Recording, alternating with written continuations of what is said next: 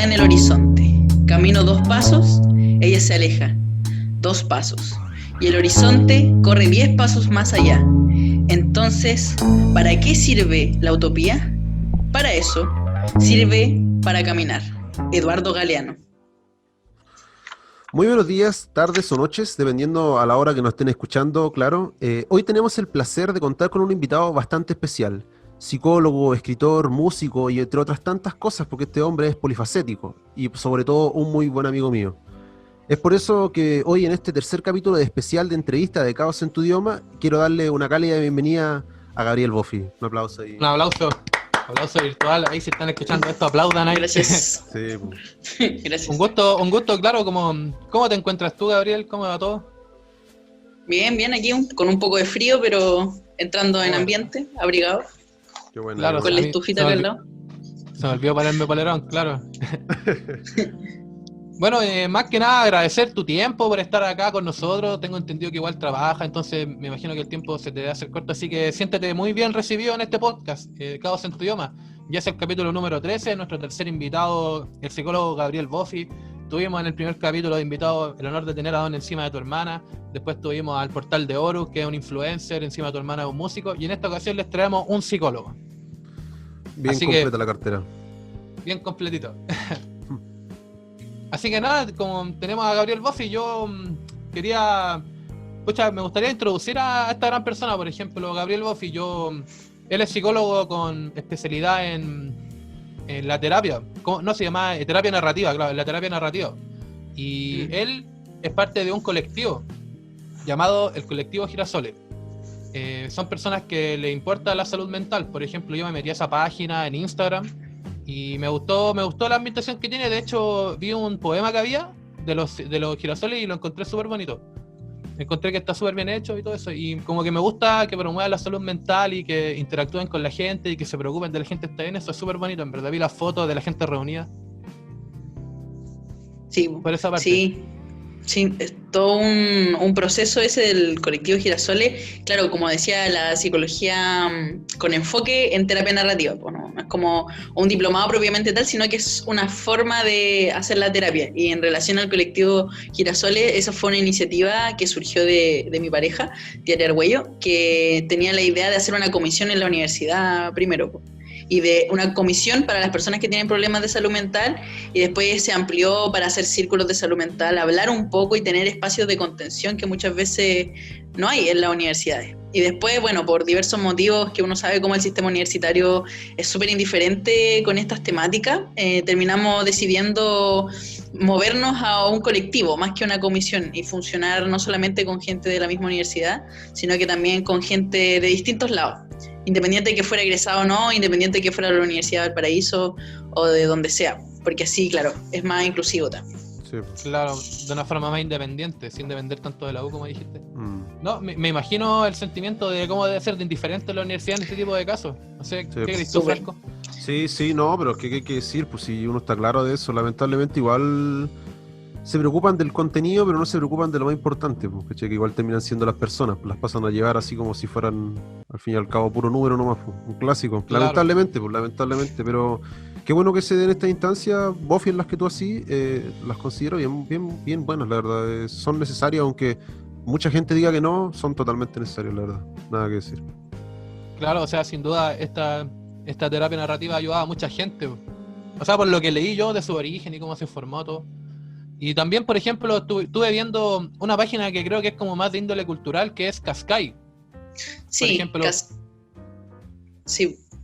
No, dime. Cascai es un... Sí, Cascai es otra iniciativa que tengo con otros amigos, amigas que he conocido haciendo mi práctica profesional, por ejemplo, profesionales algunos y otros no profesionales, que es como más una página de apoyo educativo integral.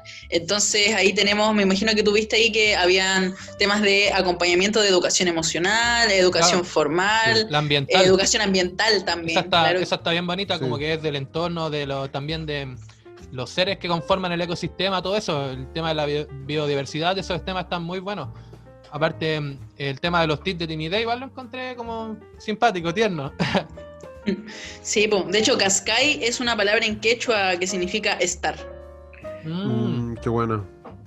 En quechua. Qué bueno. Bueno, y para terminar, yo vi que tú tenías, luego terminé con la psicóloga Gabriel Bofio, donde ahí dice más como específico que te dedica a la terapia narrativa, los temas de discurso social, todos estos temas, también un tema de los primeros auxilios psicológicos que encontré, que es un post súper útil, y también un poema que leí que también lo encontré bueno, el de heridas, de las heridas, de la herida flotan las flores, ese igual lo encontré bonito, la verdad. Me gusta como tu persona, como que tiene el aire de ayudar a la gente, eso es agradable.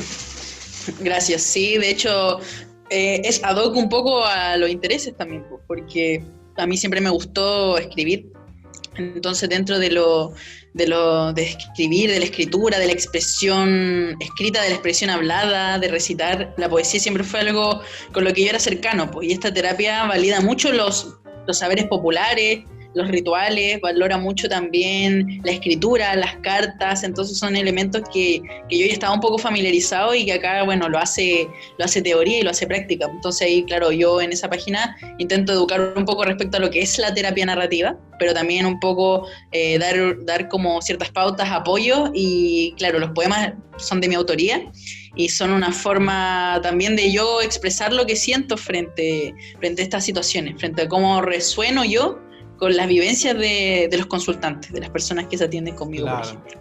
Qué bueno, igual. Es como tu expresión del alma. Sí, se Claro. nota esa complementariedad, yo que te conozco un poco más, Buffy, de ver cómo todos por decirlo así, tu saquito de herramientas se complementa a la hora de hacer estas páginas de ayuda, o me imagino yo que incluso en tus terapias. Se nota eso, lo que es bueno. Sí, po, es muy bueno porque, claro, tiene todo que ver con lo que yo hago. De hecho, últimamente estaba pensando en cambiar un poco la mirada de la psicología, y de repente hay gente que ni siquiera es psicólogo necesariamente para ser terapeuta narrativo, sino que la terapia narrativa es una práctica, se les llama terapias narrativas.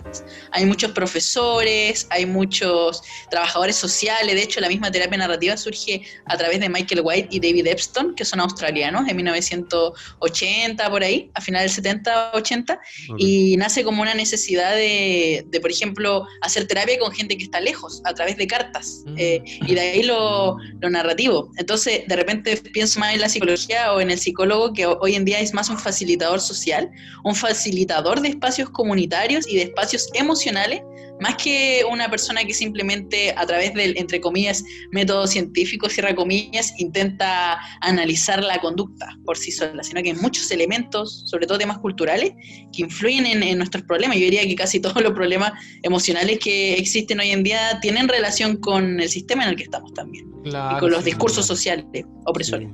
No, me gusta mucho eso que tú dices de que como la mirada antigua, porque yo por lo que vi de la terapia narrativa es como que realmente el que sabe ahí es el paciente, pues como que su historia de vida es el material más importante, pues más allá de que lo interroguen, o así al menos lo veo yo, como que la interacción, el tema de las cartas, de la escritura al momento, escritura sobre la vida, lo encontré como más cómodo para mí al menos, porque a mí al menos como que nunca me convenció el otro tipo de psicólogo, ¿cachai? Entonces me parece al menos mucho más entretenido. Sí, o sea, totalmente. O sea, por eso mismo es que adscribo un poco a este tipo de enfoque, porque aquí es como que el consultante es experto en su proceso de vida, pero claro, el psicólogo lo que sabe un poquito más de la forma de guiar un poco estos discursos, que al final conforman la identidad de la persona. Entonces es súper bacán verlo como un acto colaborativo. Un acto colaborativo en lo que, no sé, pues de hecho yo encuentro que esta terapia es casi prima de la terapia humanista, porque tiene una ética similar. La terapia humanista reconoce al cliente, por decirlo así, como una persona que está empoderada de su proceso, pero a mí no me gusta el concepto clientelar, ni siquiera me gusta el concepto de paciente, porque es como, paciente, ¿por qué tenés que como ser paciente a mí? Sino Tenés que tener que paciencia. claro, es como que en verdad estamos consultando. Claro. Así como yo le consulto a él sobre su vida, o a ella, o a esta persona sobre su vida, esta persona me pregunta a mí sobre ciertas formas de ir encaminando los discursos. Entonces, al final somos consultantes ambos, por decirlo así, ambos consultamos distintas cosas. Qué lindo ese enfoque. Qué lindo ese enfoque por parte de la psicología. Yo creo que no muchos deben de saberlo, pero es como bonito esa parte donde yo diría que el psicólogo pasa a ser como, para mí, dentro de mi visión, pasaría a ser como un compañero de viaje, por decirlo así, en un proceso doble, ¿me entendí? Tanto del paciente como de él mismo, como dijiste tú, que se iban ayudando entre los dos prácticamente. Bueno, dando como esta introducción y tus páginas y todo eso, vamos a empezar con las preguntas directo. Por ejemplo, mi primera pregunta que tengo hacia ti es: ¿qué te empujó, qué te motivó para estudiar psicología? Y también que me cuentes cómo empezaste a sentir la atracción, la historia, todo eso. Claro, muy buena pregunta también, y es bien interesante preguntársela varias veces en la vida. Yo creo que me la pregunté en cuarto medio, me la pregunté en octavo, me la pregunté de nuevo cuando estaba en la mitad de la carrera, me la pregunté de nuevo ahora que ya soy psicólogo. Y todavía no sabes. Claro, sí, claro, y la respuesta siempre cambia, porque Sí, po, yo cuando chico tenía una visión muy ingenua de lo que era la psicología, muy permeada por la cultura, por el psicoanálisis, con todo el respeto que tienen las personas que practican el psicoanálisis o lo psicodinámico, puro Freud, por decirlo así, y la psicología no es solo Freud, de hecho es mucho más, y la verdad es que yo siempre fui muy curioso cuando chico, me llamaba la atención la naturaleza, los fenómenos sociales, siempre el por qué, y eso no murió, más se mantuvo conmigo. De hecho, aquí el señor Divona, que me conoce desde chico, desde la enseñanza media, sabe que siempre fui muy, muy reflexivo y que tenía una postura muy, muy crítica de las cosas. De hecho, con Divona teníamos una especie de club de filosofía, donde nos juntábamos como a reflexionar sobre la vida y cosas así. Y dentro de esas conversaciones, que al final éramos los dos nomás después, porque después ya no iba nadie. Y Sócrates con Platón, Buffy y Divona, hermano. Claro, filosofando ahí, caminando, peripatéticos ahí, caminando por Cabancha, por Iquique, nuestras tierras. Y ahí, claro, reflexionando sobre esto, pensé, hoy me gustaría hacer tantas cosas, me gusta lo escrito, entonces dije, podría ser periodista, podría ser sociólogo, antropólogo, cientista social, profesor de historia, pero al final dije, ¿cuál es la forma más directa que yo puedo tener de apoyar como a las personas en sus procesos?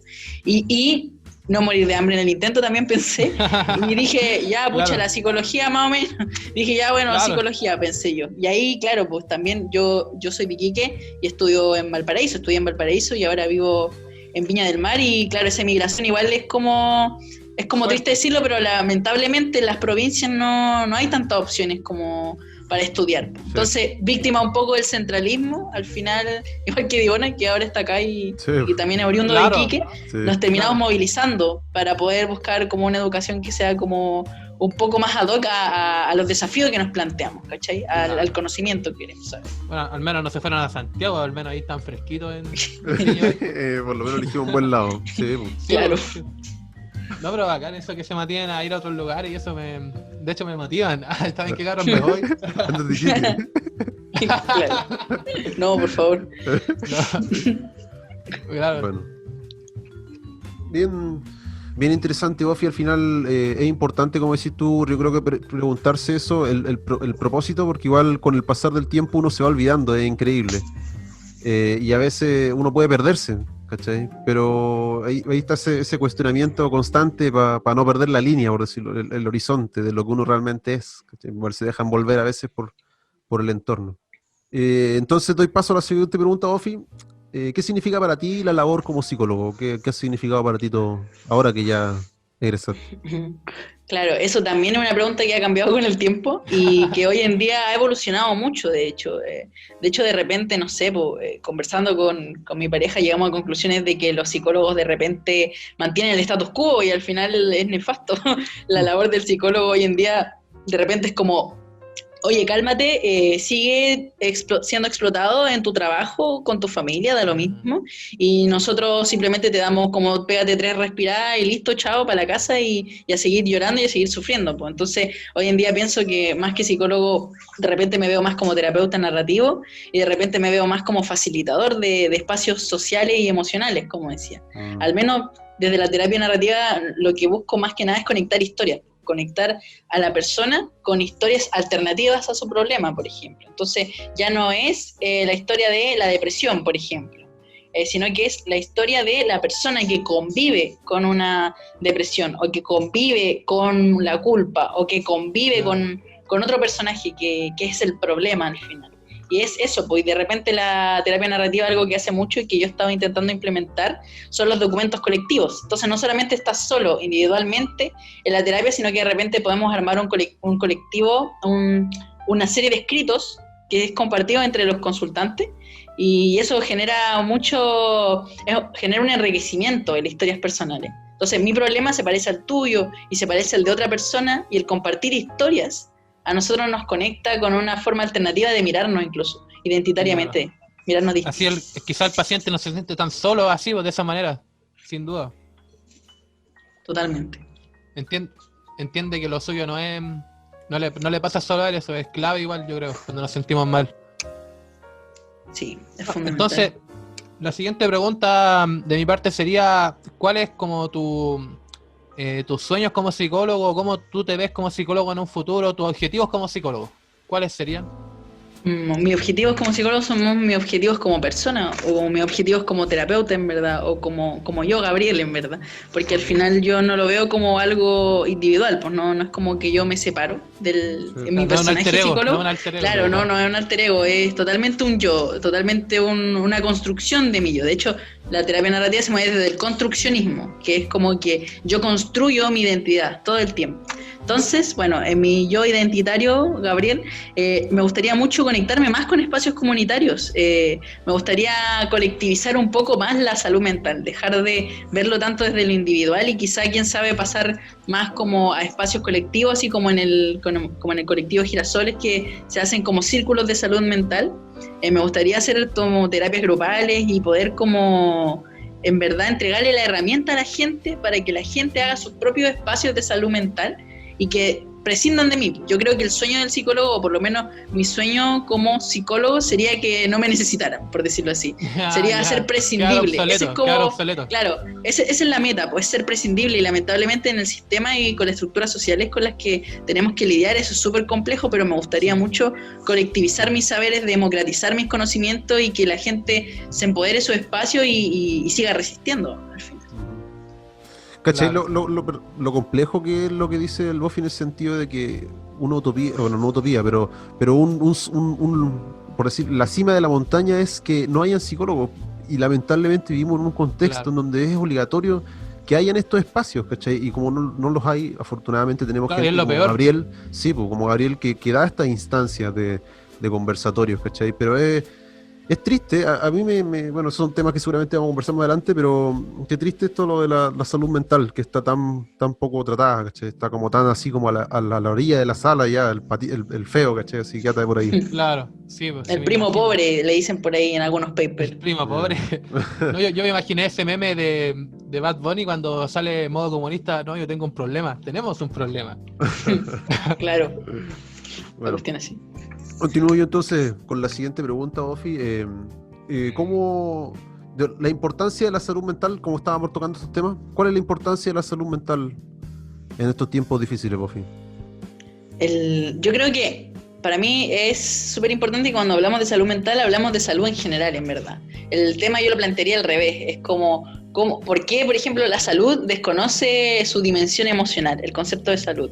La misma Organización Mundial de la Salud define salud como un concepto integral, donde hay elementos emocionales, físicos, de dignidad, también de espacio, ambientales, que confluyen en que nosotros tengamos esto llamado salud. Porque en Chile estamos muy lejos de tener algo así como una salud propiamente tal. El sistema de salud es súper ineficiente, y más aún lo es el tema de la salud mental. Yo diría que concuerdo con esos papers que dicen que la psicología es el primo pobre y el primo ignorado también del sistema de salud. Entonces, claro, yo creo que es fundamental la salud mental, porque si no hay salud mental no hay salud, po. Así de simple, así de corta. Si no hay salud mental no hay salud. Obvio. No, es que yo iba a decirte que, por ejemplo, por lo mismo, como está visto así, como el primo pobre, dijiste tú, por eso la terapia narrativa da como ese salto, creo yo, que cambiar como la perspectiva con lo que lo vemos, así como, no es lo mismo así. Sí, pues, totalmente, sí, esa es como un poco la idea, y yo creo que es fundamental que en los procesos emocionales se colectivice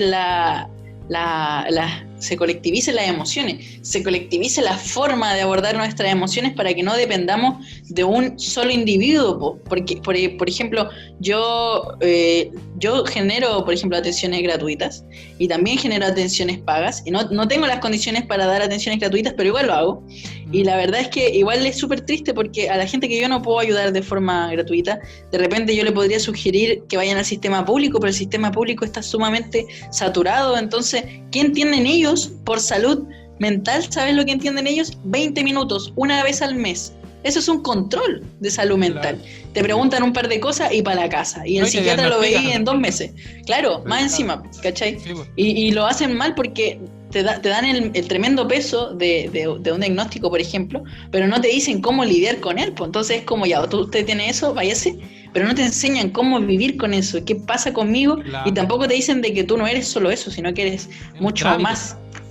Claro, al final uno se terminan mercantilizando los cuerpos, ¿cachai? Sí, tú eres solamente ahí un cacho, estás ahí haciendo gastar tiempo, gastar recursos, y no, pues la salud mental es súper importante y es tan importante como la salud física. Yo creo que eso ahí es como que la gente se quedó en un dualismo cartesiano obsoleto, ¿cachai? En una idea como del cuerpo y alma, y esa cuestión hace rato que no es, ¿cachai? O sea, sí. Somos seres integrales. Y tenemos muchas dimensiones y lamentablemente el sistema de salud solo ve la dimensión como fisiológica, biológica, y la salud mental también es biológico, solo que no se le da el mismo peso porque supuestamente es cosas imaginarias, conceptos, claro. Pero los conceptos pucha que duele y pucha que cuesta lidiar con ellos. Me imagino. Cuático, así con Chilito, así con la importancia claro. De cosas que valga la redundancia son importantes. Continúa, Randall, entonces. Claro, la siguiente pregunta que yo te quería hacer es, por ejemplo, ¿cómo tú le explicarías lo que es la psicología a una persona que no tiene idea de psicología, que sabe cero, que te está escuchando por primera vez ahora y no sabe nada de lo que es la psicología? Bueno, o sea, uno podría pensar cómo es la psicología como disciplina, cómo es la psicología como el psicólogo, cómo es la psicología como, no sé, pues corriente. O sea, yo podría empezar que la psicología es como más que nada el estudio de la mente y de los procesos mentales y los procesos también es como el estudio de la mente y de los procesos conductuales asociados a ello y también un poco los procesos asociados a las emociones, no sé, pues, más corta. La psicología es el estudio de un poco los procesos de la mente, las conductas y las emociones asociadas a una persona, por decirlo así. Y con respecto a qué es un psicólogo al final es una persona que da un tipo de acompañamiento al momento de lidiar con esas conductas u emociones que están interfiriendo de alguna forma mi estilo de vida, mi forma de vivir, o me están ocasionando de alguna forma un problema. Entonces el psicólogo, más corto, es alguien que te acompaña al momento, acompaña y guía un poco al momento de lidiar con ciertas problemáticas asociadas a las emociones o asociadas a discursos que están interfiriendo el buen vivir, por decirlo así, o interfiriendo el que yo pueda vivir tranquilo al fin, o el que yo pueda vivir. Claro, una persona que te acompaña el proceso de cada uno. Claro, asociado a las emociones. Sí, debiese ser así, todo el rato. O sea, no le veo yo otra manera en donde... Es que, bueno, son temas que van para otro lado, se van para otro lado, pero es increíble que generar esa conexión es importante, considero yo. Porque igual rompe varias barreras entre el individuo y el psicólogo y cosas así, pues, que a veces perjudican los paradigmas. Sí, pues, puede ser. Sí, pues, claro, y creo que... Fidel, ya. Sí. Dime. Quería hacer una aclaración, que con respecto cuando yo digo acompaña los procesos conductuales y emocionales, yo lo tomo con el peso en el que lo digo, porque los temas emocionales influyen en todo, influyen en nuestras relaciones interpersonales, influyen en nuestra autoestima, influyen en la forma en la que nosotros nos desenvolvemos en la sociedad, en la forma en la que nos sentimos. Entonces, cuando yo hablo de que sí, pues alguien que te ayuda con las emociones no es algo como tan simple. Claro, no es algo a la ligera, sino que es una responsabilidad súper fuerte. Sí, y que tiene un peso tremendo en todos nosotros y que también está asociado a la sociabilización y a la forma en la que nosotros lidiamos con nuestros recursos y con nuestras relaciones interpersonales. Perfecto, me quedó muy claro. Bueno. Dale, Franco. Bien, bueno, la verdad me deja impactado. Sin palabras. Sí, pues que vale lo de siempre, pues. Lamentablemente no, bueno, yo los pocos psicólogos que he encontrado no todos tienen esa mirada. ¿Qué crees que te diga? Claro. Igual no No sé sé, también si- me pasa. Sí, pues no sé si no quiero echarle la culpa a ellos, ¿cachai? Pero igual es como, es fome. No tengo más palabras. Claro, Pero bueno. Bueno, continúo entonces con otra. dale. ¿Cómo es posible hacer psicología desde una mirada crítica? Claro, ese es el desafío también. Pues esa es una pregunta que yo me debo hacer todos los días y que me cuestiono también todos los días. Yo creo que es súper importante, eso mismo que acabo de decir, ser autocrítico un poco con los procesos en los que nosotros estamos guiando esto. ¿Cachai? Ser críticos también con la forma en la que la sociedad está tratando de lidiar con estos procesos. Yo creo que es posible hacer una psicología desde una mirada crítica. Hay muchos movimientos de contrapsicología, por ejemplo, que cuestionan, o psicología crítica, que cuestionan un poco la forma establecida que se tiene de, ya en la psicología, muchas veces la psicología se ve como algo que mantiene el status quo, y la contrapsicología intenta romper en eso. Por la psicología crítica y perspectivas feministas es una forma de perspectiva crítica frente a la sociedad, frente al patriarcado, por ejemplo. La terapia narrativa es una psicología crítica en cuanto está haciendo crítica con los discursos dominantes que influyen en nuestros sentires y también la forma en la que nosotros generamos un acceso a ello. Hay gente, yo he conocido terapeutas que son como transpersonales o son holísticos, por decirlo así, o también que tienen una forma de psicoterapia libertaria, por ahí que estaba una amiga que tengo, estuvo viendo esto, inventando el enfoque de psicoterapia libertaria. Y ahí, Inventando, claro, pero espérate, pero ¿me podía hablar un poco de eso? ¿Cómo es una psicoterapia libertaria? O sea, entendiendo libertario como... no, pues como una forma de contrasistema, por decirlo así, como una forma ya, de ya, ok, cooperación, en ese sentido, ya, en ese ok. sentido de libertad Bueno. propiamente tal, y esta perspectiva también busca eso, pues de hecho genera aporte, la terapia desde un aporte voluntario, eso yo lo encuentro increíble, ¿cachai? El poder hacer terapia desde un aporte voluntario, yo lo he intentado implementar, pero lamentablemente no siempre puedo. Entonces, eso es un poco la visión crítica, cuestionar un poco estos discursos dominantes que influyen negativamente en nuestro existir. Qué bueno. Cuestionar también el diagnóstico, pero no por eso no usarlo. Lamentablemente acá hay que mirar las cosas en dos modos. Está el modo tradicional, que es como cuando alguien del sistema público me pregunta, oye, ¿ya qué tiene este paciente? Yo le tengo que decir, la persona tiene un posible diagnóstico de depresión severa para que se atienda en el servicio público. Y por otro lado, yo le tengo que decir a esa persona, independiente de lo que yo dije del diagnóstico, la estrategia es la misma, pues la idea es enfocarnos en cómo alejar estos discursos dominantes de nosotros, por decirlo así. Claro. No, sí, estoy muy de acuerdo porque como tú dijiste y repetiste un par de veces, como que el entorno realmente afecta mucho en lo que es el sistema, cómo uno se siente frente al sistema, quizás las presiones que tiene frente a él, las pocas oportunidades que se pueden ver, y claro que eso es como la base, es como muy evidente de todos modos, así, porque somos la sociedad, pues, y es lo que nos está formando, creo yo. Sí, Sí. totalmente de acuerdo. Totalmente. Bueno, entonces yo ahora voy con la pregunta. Esto lo va a hacer yo, Franco. Sí, La sí, de dale. ¿qué otras cosas te dedicas además de la psicología? ¿Algún hobby, alguna pasión? ¿Alguna cosita que hagas por ahí? Cuéntanos. Hartas cosas, de hecho cuando lo pienso digo, hoy la verdad es que sí hago hartas cosas. Boom. Mire, por un lado yo, claro, esto de las atenciones individuales, por otro lado también participo de espacios comunitarios, por decirlo así. No sé si un hobby, pero también es una forma de que me gusta hacer, que es vincularme con espacios comunitarios con adultos mayores. En San Roque precisamente yo colaboro ahí de forma gratuita, por decirlo así, y hago talleres, ayudo como un poco a llevar las conversaciones, también participo activamente desde la posición de colaborador, pues no necesariamente yo imponiendo un tema, sino que los temas lo eligen ahí y lo vemos entre todos. Entonces es una cosa muy bonita. También estoy en Cascay, en esta organización de educación integral. También de repente colaboro con una organización que se llama Mente en Movimiento, o sea, me derivaron un paciente y yo la atiendo de forma gratuita. También estuve colaborando haciendo talleres en una organización que se llama Corapeji, que es una organización para personas con enfermedades con problema hipofisiario.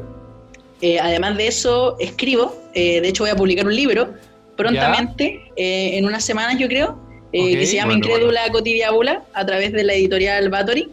Y es un libro de cuentos que vengo trabajando hace como un año. Además de eso, toco la Buenísimo. guitarra. De hecho, tengo un proyecto Buenísimo. solista que se llama Gabo Caos, así que encaja muy bien con este contexto de entrevistas, Caos en tu idioma, pero yo Claro. Gabo Caos.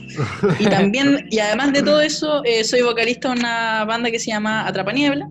Y además de eso, también participo en el colectivo Girasoles de forma esporádica, que ahora vamos a empezar a mostrarnos más activos. Y de repente hago manualidades que me gusta hacer, como ahora me dio para hacer Art Attack. Claro, al Divona de repente igual se pone a esculpir. Sí, viste, como les dije, un hombre polifacético. No, son puros polímatas, hombres dignos de Da Vinci. No, Oye, pero... sí, claro, como Sí. decías tú con el tema de la banda, ¿cómo me podría hablar un poco más de eso, sobre la banda? Bueno, también me gustaría que me hablaras también sobre el libro, me llamó la atención, me gustaría que... Sí, yo vi, Bofi, que estuviste en la segunda feria del libro, pues. Cuéntanos un poquito Sí, acerca también. de esa experiencia, Buenísimo, pues. Cuéntanos buenísimo. un poquito las dos Sí. Primero, o sea, con Atrapaniebla, nosotros somos un grupo de amigos. Con el Iván, el Diego, son gemelos, y el JP. Ellos son de ¿Ya? Iquique. Y la cosa es que nos conocimos, y de hecho el Divona también los conoce. cosas. Y la cosa es que después ellos se fueron a estudiar a Valparaíso. Yo y el JP nos fuimos a estudiar a Valparaíso. Y después el Diego y el Iván llegaron en 2016. Y en 2016 nosotros ya llevábamos tiempo tocando en la casa del Iván y el Diego. Tocábamos, ellos tocaban guitarra, batería, yo cantaba, de repente yo tocaba la guitarra. Habíamos hecho otra Ahí sonó banda. al principio. Habíamos hecho otra banda que se llamaba Ignición Mental con otro amigo, con Víctor, que él reniega de ello, pero la verdad es que fue una bonita Eso lo experiencia. imaginaste. Fue una bonita experiencia, pero con Atrapaniebla desde el 2016 teníamos otro nombre y después como que ensayamos, hicimos canciones, en 2017 nos rebautizamos como Atrapaniebla y tocamos en Valparaíso, grabamos un demo, en la Santa María ensayábamos, porque Diego es de la Santa María, él estudia ingeniería electrónica o algo así. Okay. Entonces ahí ellos, tú cachai, Bueno. ahí ellos nos prestaron la sala de música. Tienen un club de música y ahí tocábamos. Y de ahí grabamos. El 2019 nos encerramos voluntariamente a grabar el álbum. Y ahora involuntariamente estamos encerrados 2020.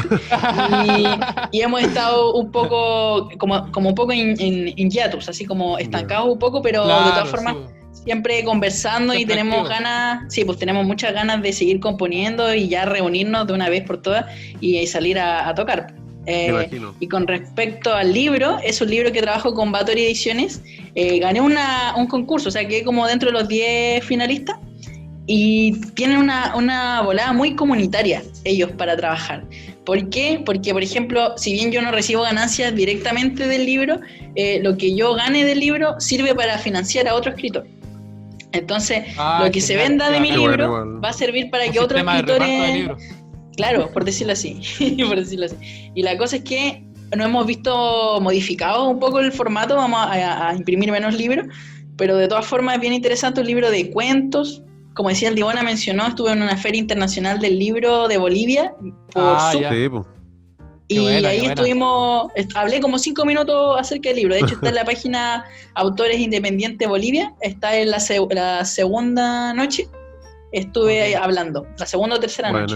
Estuve hablando 5 minutos acerca del libro y claro, pues sobre las emociones, un poco el libro, es como fábula cotidiana, así le llamo yo, cotidiábula le puse yo. Inventé un género, cotidiábula, que es un parecido al... Nunca está de más inventar cosas. Claro, parecido al realismo mágico, pero no tan realismo mágico, sino que más asociado a los mitos urbanos y cómo hay una delgada línea entre la ficción y la realidad, y la fantasía, cómo se mezclan estas cosas de repente. Los sentires. Dice que la naturaleza supera a la ficción. Yo creo que ambas están de alguna forma conectadas y uno nunca va a saber realmente si la naturaleza supera la ficción o la ficción supera la naturaleza. Yo creo que ambas están alimentadas. Yo creo que las emociones son la puerta también donde colindan estas dos cosas, donde la fantasía tiene más sentido y donde de repente la realidad pareciera un poco más extraña. Entonces ahí hay una especie de afectividad que está en todos lados también y que también se conecta con la naturaleza y todas esas cosas. Yo esperando el libro. Sí, yo leí parte de los análisis como críticas, no sé si llamarlo críticas que te hacían, y decía eso, lo mágico de lo cotidiano, y varias cosas bien lindas, la verdad. ¿No? yo te compré tu libro, Bofi, ¿qué querés que te diga? Me gusta leer cuentos. De ahí Yo acordamos, de ahí, detrás de cámara acordamos mejor cómo Ya, hacemos. está bien. Ahí vemos cómo hacerlo. Y bueno, pues, Bofi, la última pregunta, porque se nos pasa el tiempo volando. Sí. ¿Qué le recomendarías a alguien que quiere ir a un psicólogo o a una terapia o buscar ayuda pero no sabe cómo hacerlo? ¿Cómo le recomendarías tú a alguien ya más acá en terreno, por decirlo así? Entiendo. Yo lo que más recomiendo es ir como recomendado, por decirlo así, ir a psicólogo recomendado por otra persona que haya tenido una experiencia más o menos. previa. Claro, Ya. por ejemplo, no sé, pues si a mí el Franco me dijera así como hoy quiero ir a terapia, yo le recomendaría a 1 o 2 o 3 compañeros que yo conozco que me han demostrado que son profesionales como muy bacanes, o le recomendaría a otro también. Y si otra persona, por ejemplo, tuvo una experiencia buena y me lo dice, yo le diría, qué bien, y yo estoy muy atento a esas cosas, la verdad, y siempre le recomiendo a todos ir a terapia, que en verdad no tiene nada de malo, de que uno no está loco por ir, la verdad, y que al contrario creo que es una forma muy buena de hacernos cargo también de lo que estamos sintiendo. Ojo que claro, no todos los psicólogos tienen como tanta perspectiva para hablar de estas cosas, y a veces los psicólogos igual, no sé, se equivocan o no abordan bien esto, pero por eso mismo es mejor ir recomendado, por decirlo así. Y si no tenéis nada de plata, si no tenéis nada de plata, hay como ciertos colectivos de psicólogos voluntarios, y si no el centro de atención psicológica de la Universidad de Valparaíso está atendiendo gratis con estudiantes en práctica, pero claro, tienen una lista de espera que igual es considerable. Así que eso, Claro. y que no tiene nada de malo ir, que es una buena forma y que no los va a cambiar tampoco, si al final es un proceso acompañado donde uno puede decidir también hasta cuándo quiere estar en terapia, hasta cuándo no. Entonces también existe eso, como para que vayan sin miedo, y que uno nunca se va a sentir listo de repente, entonces entre ir y no ir es mejor ir, yo creo, hasta por si acaso. Claro. Sí, pues, obvio. Lo que yo quería mencionar es que, por ejemplo, como dices tú, Gabriel, del tema de recomendaciones, por ejemplo, si por esas cosas de la vida hay una persona que nos está escuchando ahora y que está teniendo problemas, pensamientos, están las redes de Gabriel acá, yo creo que no tienen que dudar en hablarlo, ¿no? Si alguien por esas casualidades de la vida se le alineó con Caos en tu idioma y Gabriel Bofi se iluminó.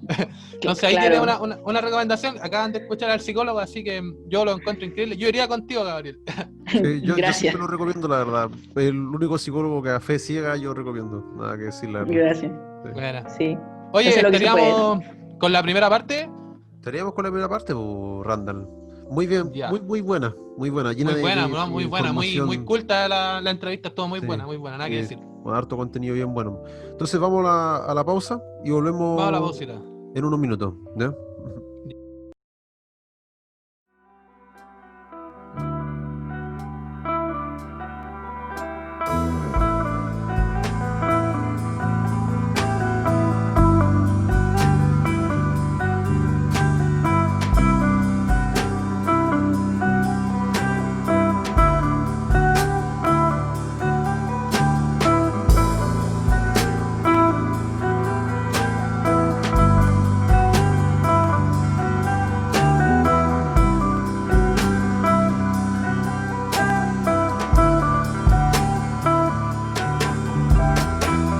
El sol desdibujó mis líneas, sopor que desdobló mi cuerpo, dolor que destrozó mis sueños, vuelo en espiral descendiendo lentamente, calcinante destello lejano, astros se extinguen dejando una emoción furibunda, estelas de una ilusión moribunda. Los deseos se enfrían hasta la perdición, aunque los busques se desvanecen en el tiempo. Astros muertos. Nadie se salva solo, nadie salva a nadie. Todos nos salvamos en comunidad. Paulo Freire. Y bueno, con esta introducción de don Gabriel Bofi, damos bienvenida a todos los que estén escuchando la segunda parte de esta entrevista al psicólogo Gabriel Bofi en Caos en tu idioma. ¿Cómo estuvo la pausa, cabros? ¿Todo relajadito? Bueno, Sí. ¿Todo bien? ¿Todo bien? Bacán. Súper Oye, agüita. bien buena la primera parte, hermano. Ahí sigo cuestionándome algunas cosas.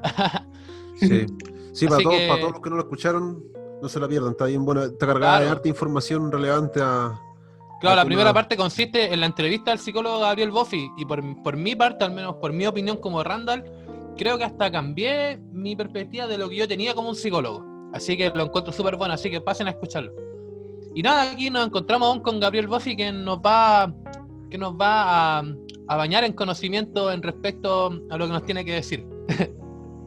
Oh, soy el Gracias. escenario, señor Todo Gabriel. suyo, Muchas todo gracias. Muchas gracias. Sí, yo creo que todos de partida ostentamos el conocimiento de alguna forma. Todos todos contribuimos a que el conocimiento exista, independiente de que haya un conocimiento preexistente que ya lleve muchos años. Yo creo que todos tenemos sabiduría de cierta forma. Entonces, hago aclaración y pareciera arbitraria mi aclaración, pero la verdad es que para mí es muy importante valorar eso, ¿cachai? El conocimiento popular que al final todos poseemos. Y Todos frente a somos eso, maestros y alumnos. claro, por decirlo así, claro. Y al final la distinción es muy vaga, al final, cuando uno lo mira desde una mirada más crítica. A mí me gustaría hablar un poco de cómo este enfoque, por decirlo así, la terapia narrativa, tiene relación con la salud mental y cómo la terapia narrativa y la salud mental se dan en contextos de encierro o pandemia, por decirlo así, o en tiempos de crisis en general, ok. porque siempre hay algún tipo de crisis, por decirlo así. Claro. Y la cosa es que, un poco desde lo que conozco, porque son cosas que manejo un poco a través de mi trayectoria. De repente, lo que más he aprendido, por ejemplo, en relación a salud mental, es más escuchando a personas que tienen problemas de salud mental, más que desde los mismos expertos. Yo creo que eso, desde partida, es súper importante. Como las mismas personas que sufren las opresiones, o nosotros mismos que sufrimos las opresiones, tenemos un conocimiento más cercano a la experiencia de cómo son las cosas que lo que nos dice la teoría, pues, porque la teoría es una cosa, pero en la práctica es muy, muy distinta. Entonces hay distintas áreas de donde abordar esto. Pienso primero en el área individual, en el área relacional y después en el área social comunitaria. En el área más individual ocurre esto, claro, las intervenciones individuales que hago yo y que hacen algunos colegas, tienen que ver un poco con eso, pues como con sentar cuál es el problema que nos afecta en este contexto. Los problemas son muy diversos y se parecen muchos, pero dentro de los que más se han repetido en este contexto de pandemia, yo creo que algo que nos pasa a todos es un poco el concepto de la ansiedad. La ansiedad aparece como un poco acechándonos. También aparece el concepto de la culpa, cuando se nos impone que no estás haciendo lo suficiente, Claro. que no estás aprovechando lo suficiente el tiempo, y eso yo creo que es una tontería que te digan eso. O sea, todos tenemos distintas formas de ocupar nuestro tiempo y a veces descansar es exactamente lo que necesitamos, y ahí se cruza un poco con el concepto del autocuidado. El autocuidado es mucho más amplio de lo que se entiende, por decirlo así. Yo prefiero hablar desde el autocuidado y no desde otro tipo de conceptos, porque de repente otro tipo de conceptos que están más saturados de una psicología que yo le llamo psicología positiva, nos imponen una forma de bienestar hegemónica, social, una expectativa hegemónica de salubridad, por decirlo así. Tú tienes que siempre estar bien, tienes que siempre saber responder frente a contextos adversos, tienes que siempre saber cómo lidiar con tus problemas, por decirlo así. Y de repente no siempre sabemos, y también están estas lógicas individualistas que nos llevan a nosotros a callarnos nuestros sentires y a implotar un poco con esto que sentimos. Como y sentirte a no- culpable es sentirte mal, quizá. Claro, totalmente culpable de sentirte mal y terminar implotando con tus sentimientos porque no sabes bien cómo lidiar con ellos. Nadie nos enseña esto, y ahí, claro, de nuevo, echándole la culpa al sistema, porque es cierto, o sea, en los colegios no se enseña nada de educación emocional. No, con Divona fuimos al mismo colegio en enseñanza media y nada, o sea, nada sobre educación emocional. A lo más vimos el quiero ser y estos Ya. libritos de Sí, orientación y que te enseñaban a no acercarte al copete porque el copete es malo, porque sí. Y no te estaban enseñaban equivocados, más. no tienen ni idea. O sea, no es tan simple tampoco. Hay muchas cosas que influyen Claro, en que claro. uno desarrolle cierto tipo de conducta, y de repente no es el foco, pues el foco no es que alguien esté tomando mucho, sino que por qué está tomando mucho, o por qué Claro. está cayendo en conductas de riesgo, o por Sí, qué es pues. una conducta de riesgo, para Sí, quién es sí. una conducta de riesgo. Y ahí yo creo que lo más importante es ver estructura social. Entonces, Sí, yo creo pues. que dentro de lo que más genera impotencia dentro del trabajo individual es eso, pues que muchas de las cosas que ocurren son derivadas de desigualdades sociales, y uno realmente no puede hacer mucho frente a desigualdades sociales. Claro, Yo puedo, por ejemplo, bajar el arancel de lo que cobro, yo puedo generar que la atención sea por aportes voluntarios, pero eso no va a cambiar la situación, el contexto en el que se encuentra la persona con la que yo estoy hablando.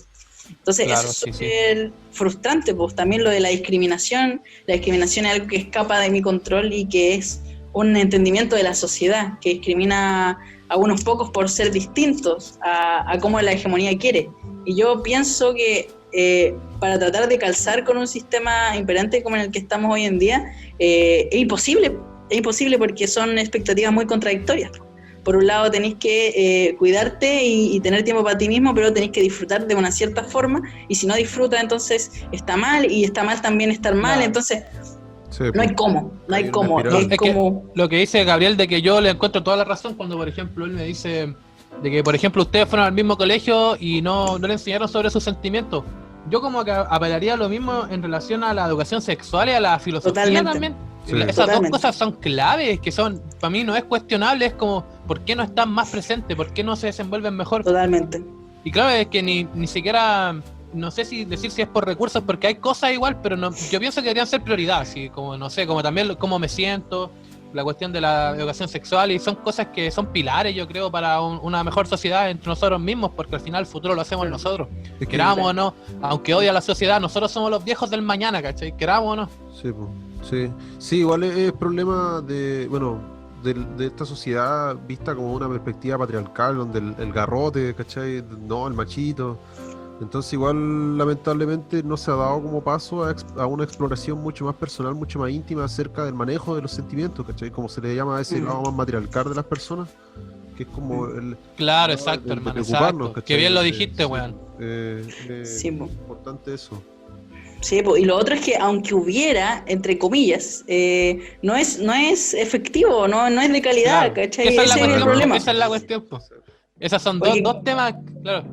Claro, porque ahí mismo cuando tú hablas de educación sexual, por ejemplo, ¿qué te enseñan en educación sexual a cómo ponerse el condón? Fin. Y la sexualidad es mucho más amplia, no te enseñan nada de orientación, de identidad de género, no te enseñan nada del placer, de disfrutar, de las dudas que uno tiene. Y cuando hay iniciativas, porque creo que, por ejemplo, hace poco salió un libro de un sector del gobierno que planteaba 1000 preguntas sobre educación sexual, que es muy bueno, muy interesante, pero fue súper censurado por la gente, fue súper baneado por el lado más conservador de la sociedad.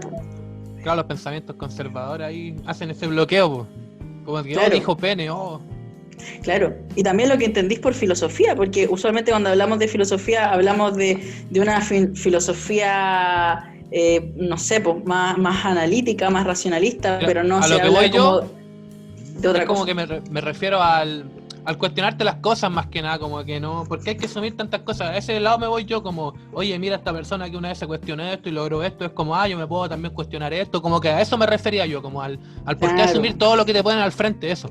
Totalmente, es como yo una vez escuché a una amiga decir que la profesora no quería alumnos muebles, y eso es lo que hace al final la sociedad, pues genera alumnos muebles, pues alumnos que no se mueven, que no opinan, que no escuchan. No sé si el Franco se acuerda que cuando estábamos en clase yo era súper bueno para opinar, pues, y súper bueno, no me callaba nunca, igual que ahora, y la cosa es que de repente los profesores entraban igual en conflicto y de repente era como, ya señor Boffi, sí, ya lo escuchamos, ya lo entendimos, y cuando yo cuestionaba algo, una profesora en particular que no mencionaré, que era como muy estricta, tenía que ver con lenguaje, no sé, era muy estricta y claro, pues yo les decía a los demás que no perdieran el tiempo, y yo me acuerdo que yo le dije así como, pero profe, ¿qué es perder el tiempo? ¿Por qué le dice a la gente que es perder el tiempo? Y me dijo, ya, y después le escribió un poema, se lo mostré al profe, y se rió y todo, pues, pero claro, pues es un poco la reflexión no está, pues, ¿cachai? No quieren que seas crítico, pues al contrario, y si tu crítica existe, no debe ser crítica hacia ellos mismos, hacia los mismos, por ejemplo, al mismo sistema educativo, no puede ser la crítica al director, por ejemplo. Claro, no puede ser al profesor de planta que lleva muchos años y que lleva años ejerciendo de formas como bien cuestionables. Entonces, es como que incluso el pensamiento crítico, entre comillas, se mantiene en un cuadrado, y no puedes salir de ese cuadrado, y si sale, te amenazan, y con echarte o con expulsarte o con no ser suficiente, y claro, por los instrumentos de control y todo eso. Claro, y a ver, dependiendo de qué colegio estáis también, pues. Bueno, También. Todo en eso. todo caso, sí, pues. No, pero ahí, Buffy, para que o sea, para terminar con mi idea, para que luego continúes, a mí me causa, o sea, yo lo que veo normalmente es que se genera mucha como asimetría dentro de todas las relaciones, ¿cachai? Y siento yo que es esa asimetría la que está mal, ¿me entendí? Acá no hay personajes más importantes que otros, ni gente que sabe más que la otra, ¿me entendí? Es como lo que tú hablabas del psicólogo que te acompaña, ¿me entendí? Ambos están al mismo nivel, ¿me entendí? Ninguno es superior al otro. Y eso es importante, y siento yo que esa visión que tiene por parte, por decir algo en específico, los colegios, en donde, como decían bien ustedes, no se puede como criticar, no se puede como pensar un poco más allá también, porque va en ese pensamiento va la crítica, ¿cachai? Y siempre eso le va a molestar a la gente y no van a ser capaces de verlo, ¿cachai? Porque aquí me está hablando este pendejo chico de 2 metros, no debe saber Sí, nada, ¿cachai? De 2 metros, medio weón. Ah, Era perdón. yo, po. De 50 centímetros, ¿cachai? Queda la... Claro. Sí, pues. Sí, po.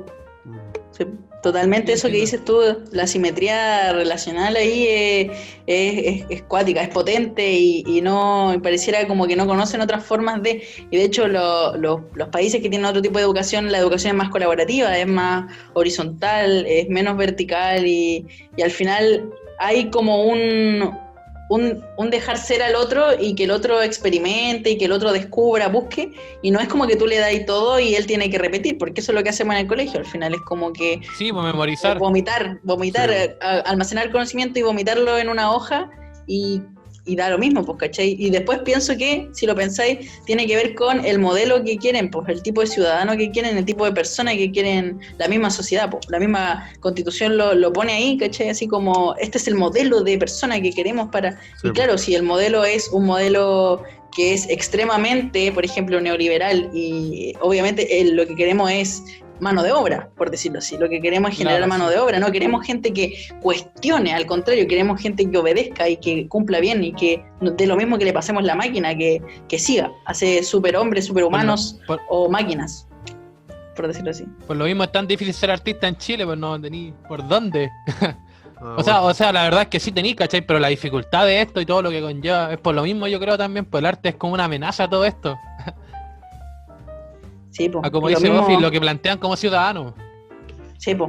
Los mismos movimientos sociales han demostrado que de repente se asustan más de las expresiones artísticas que de cualquier otro tipo de expresión, pues les da miedo eso, les da miedo lo diferente, les da miedo la ambigüedad también, porque siempre tenés que definirte de alguna forma, claro, y la ambigüedad les da susto, y eso es lo bacán, pues cuestionarse, cuestionarlos, pero no cuestionarnos, porque esto es lo que me pasa también, que el sistema pone las culpas en el individuo, diciendo que las culpas muchas veces son a nivel sistemático, son colectivas, por decirlo así. Hay una responsabilidad, claro, de hacer cosas, pero también la culpa nos inmoviliza, por decirlo así. Hay una responsabilidad, pero también hay una responsabilidad social y colectiva que no siempre se cumple, por decirlo así. Claro, sí. Al final todo gira en torno a eso, pues sí. Ese tema de, como dijiste, el tipo de ciudadano y de la sociedad.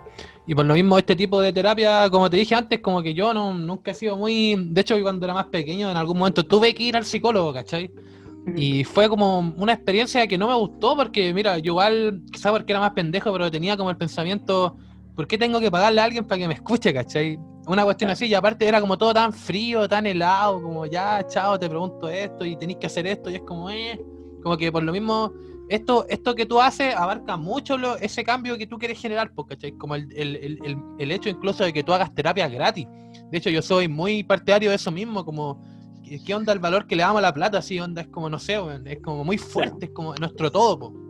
Claro, y es muy difícil hacerlo también, o sea, yo siempre digo que en la medida en que yo pudiera tener mayor estabilidad económica, claro, yo haría mucho más seguido atenciones gratuitas, pero de repente no se puede, de repente hay que pagar las cuentas, hay que comer, entonces ahí igual se vuelve complejo, pues de hecho me acuerdo que un tiempo estuvimos discutiendo largamente con el señor Tibón acá acerca de la economía más como ecológica, por decirlo así, la economía circular o de cómo esa era una forma súper como válida de entender a la sociedad y que no se tiene en cuenta, pues, el tema de lo ambientalista, el tema de pasar más allá de la obsolescencia y plantear como el reciclaje, po. El mismo Claro. Tata Nicanor lo planteaba en 1987 en una entrevista súper adelantado a su época, y algo que hoy en día no se toma en cuenta, y si se tomara en cuenta, claro, este mismo concepto del dinero sería cuestionado. Hay gente que cuestiona hasta el concepto de trabajo, por decirlo así. Pero ¿a qué te refieres tú con cuestionar el concepto de trabajo? Cuestionar el concepto de trabajo, pues el trabajo, de hecho el trabajo... ¿De por qué hay que no- trabajar? ¿De por qué hay que Claro. trabajar?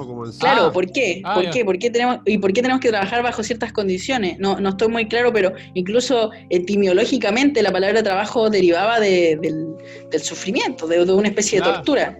Entonces, el trabajo está muy asociado a la precariedad laboral, pues, ¿cachai? ¿Por qué tenemos que trabajar por eso? ¿Por qué no podemos, ¿cachai? O sea, Tener otras formas de entender el mundo que no sea a través de yo me imagino- de la mercantilización.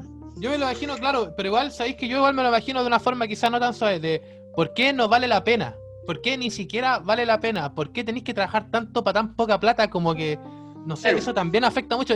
Quizás no es el hecho de trabajar en sí, pero ¿por qué mi tiempo no vale la pena? Una cuestión así yo me imagino. Claro, por eso mismo hay gente que llega a la conclusión de que el mismo concepto de trabajo es absurdo. El mismo concepto de trabajo Sí, es absurdo. sí. Incluso en condiciones ideales, de repente igual hay una asociación con una idea de esclavitud. Me acuerdo que este tipo, Pepe Mujica, decía algo así Ya. como de que cuando uno pagaba las cosas, en verdad no pagaba con el tiempo que uno gastaba en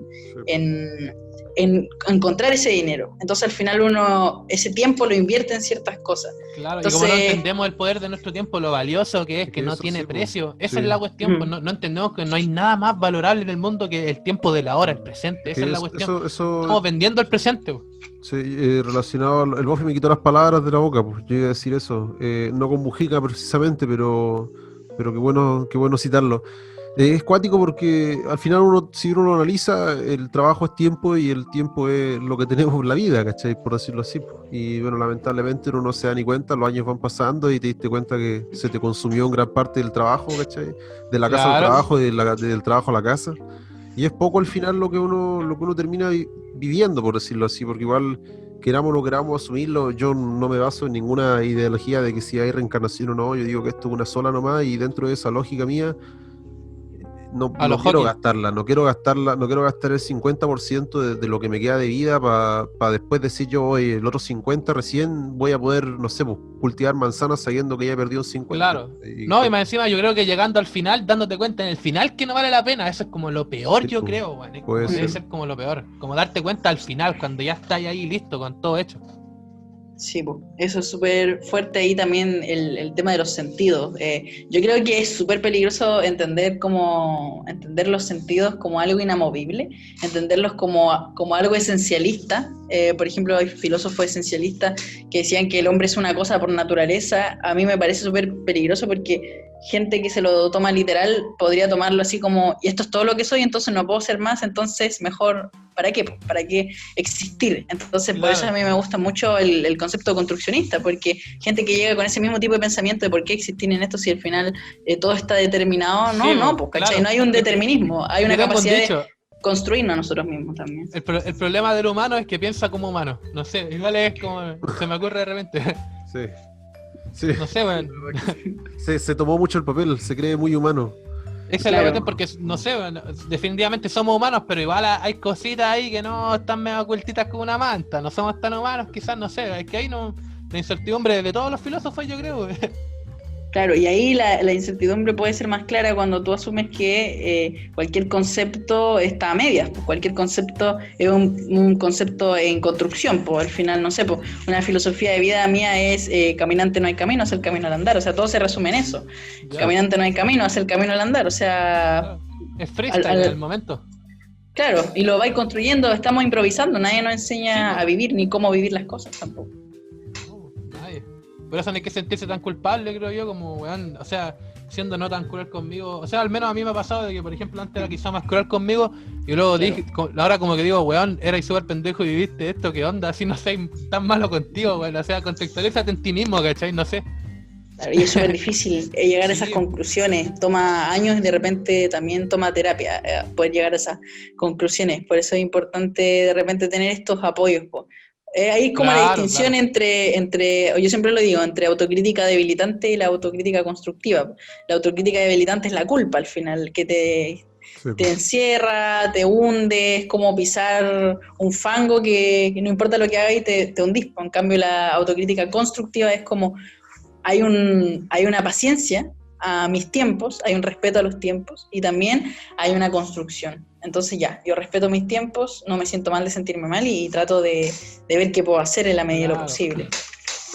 Claro, es que, claro, sí. Franco, ¿y ves tú? es que igual con es que eso es lo de los tiempos, igual lamentablemente, como estamos en una sociedad tan inmediata, tan como de lo al tiro, de lo inmediato, como dije, da esa sensación de que si uno no avanza o que si uno no hace nada, igual uno termina como martirizándose, ¿cachai? Así como, chucha, quizás, no sé, pues el loco de al lado corrió 10 kilómetros y yo corrí 5, me siento mal porque no corrí 10, pero quizás a ti esos 5 está a tu límite y estáis bien, y, ¿cachai? Sí, Y es de a po. poco, Sí, toma po. tiempo, además, ¿me entendés?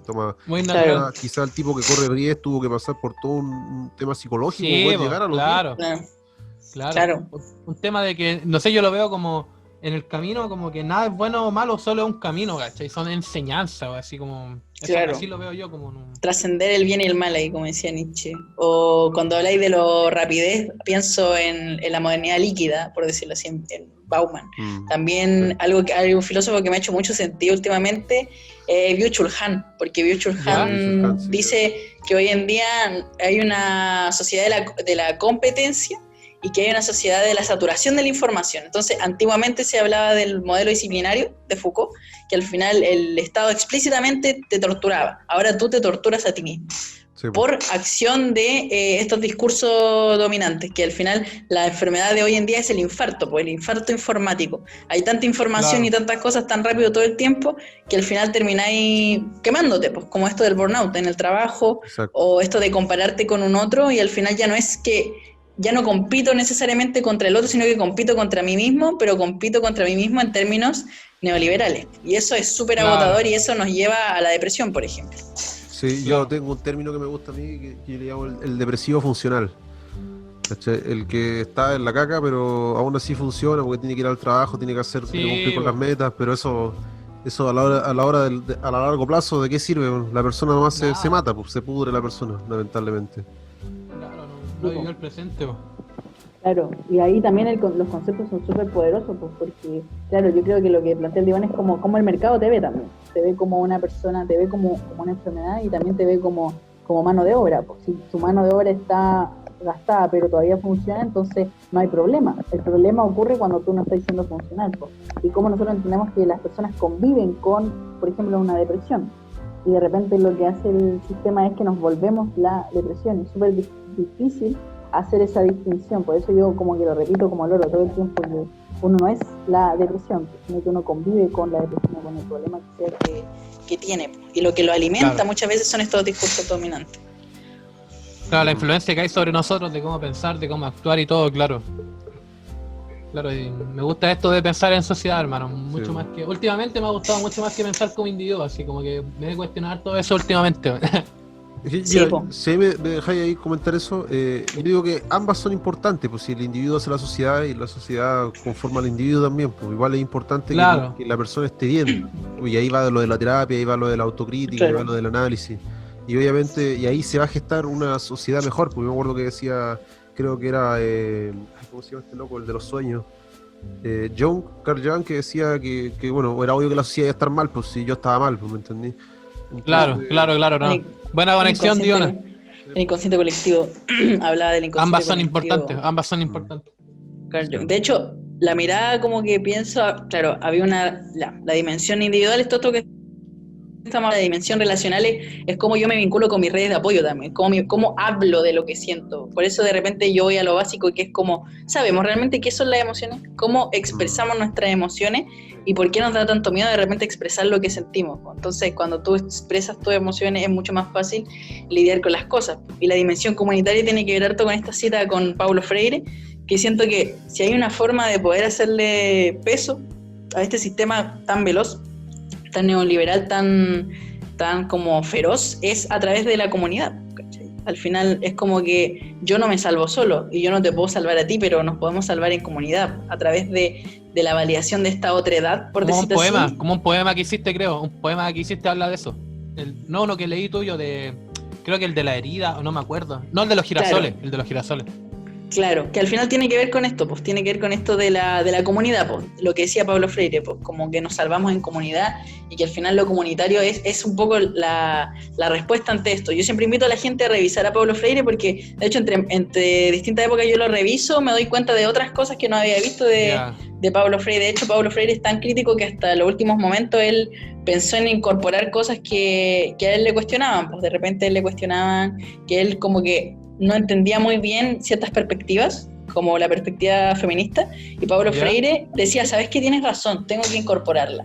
Él era muy crítico y autocrítico, pero también era muy bueno para dialogar. Lo más parecido que tuvimos en Chile a eso fue Domingo Asun, que es como uno de los más insignes como psicólogos que abordaban la terapia desde lo comunitario, desde la psicología social. Y Domingo Asun hablaba de eso, pues de una autocrítica bien poderosa, pero también una crítica poderosa. Y estos dos elementos se juntaban para armar comunidad, pues, y aceptar también las diferencias de opiniones. Yo creo que es uno de los más difíciles. Claro, conciliar, eso es lo que súper rompe complejo. todo. Ahí se raya la cancha, po. Sí, pues ahí está, exactamente. Oigan, Caro, yo creo que estamos en la hora ya con el programa. Franco, Gabriel, Sí, estaríamos... sí, la verdad que sí, quedan muchas cosas, como siempre decimos, en el tintero. Claro, siempre queda el tintero. Quizá en una segunda temporada nos vuelva a visitar Gabriel Boffi, quién sabe. Sí, pues, un personaje aquí importante dentro de la lista de Sí, pues. invitados de Cagos en tu Idioma. Bien bueno, la Así verdad. que, Sí. de corazón, muy agradecido con Gabriel por estar. Gracias por tu tiempo. Gracias a quien nos escuchó, a todos. ¿Algunas últimas palabras de Franco y de Gabriel? Termina tú, Bofi, termina tú, yo después doy lo último. Sí, yo invitar a la gente un poco como a eso, pues a conectarse, un poco también a que nos empecemos a abrir, a expresar nuestros sentimientos y a cuidarnos. Y una forma de cuidarnos dentro de todo, porque dentro de la mención de la alimentación, del ejercicio, del mantenernos activos mentalmente, también es súper importante cuidarnos emocionalmente y una forma de ello es a través de la terapia, sea conmigo, por ejemplo, como terapeuta narrativo o con otro especialista. Creo que es muy importante que la gente empiece a abrirse un poco más a ello y que si bien de repente no se sienten listos para eso, yo creo que siempre es mejor intentarlo y decir después, bueno, me gustó o no me gustó, a dejarlo ahí, porque siempre postergamos este tipo de instancias. Y también invito a la gente como a vincularse, a hacer comunidad, a armar colectivos y a seguir resistiendo también frente a estas opresiones sistemáticas. Al final eso es lo que más nos va a ayudar a nuestra salud mental y a nuestro autocuidado, la resistencia. Importante eso, hay que Genial. resistir, exactamente, no hay que bajar los brazos, como dice por ahí. Bueno, ya saben, Gabriel Boffi, aquí en Caos en tu Idioma, pueden encontrarlo en psicólogo-Gabriel Boffi Gómez en Instagram y su correo también gabriel.boffi.gómez@gmail.com. Él es un psicólogo de enfoque narrativo o terapia narrativa también, que tiene organizaciones como Cascai, como la nombramos durante el capítulo, o también el colectivo Girasoles, para todos aquellos que quieran buscarlo y saber más de él. Muchas gracias, Boffi, de verdad, un agradecimiento, un abrazo, te daría un abrazo. Muchas gracias, de verdad, estamos muy agradecidos como equipo, muy gracias por tu tiempo, por tus conocimientos y espero que con esto ayudemos a mucha gente que conozca más cositas y no tener miedo de repente a algunas cosas. Así que eso, muchas gracias a todos los que escucharon. Un gusto, Gabriel. Muchas gracias. Gracias. Hasta luego, Gabriel, muchas gracias.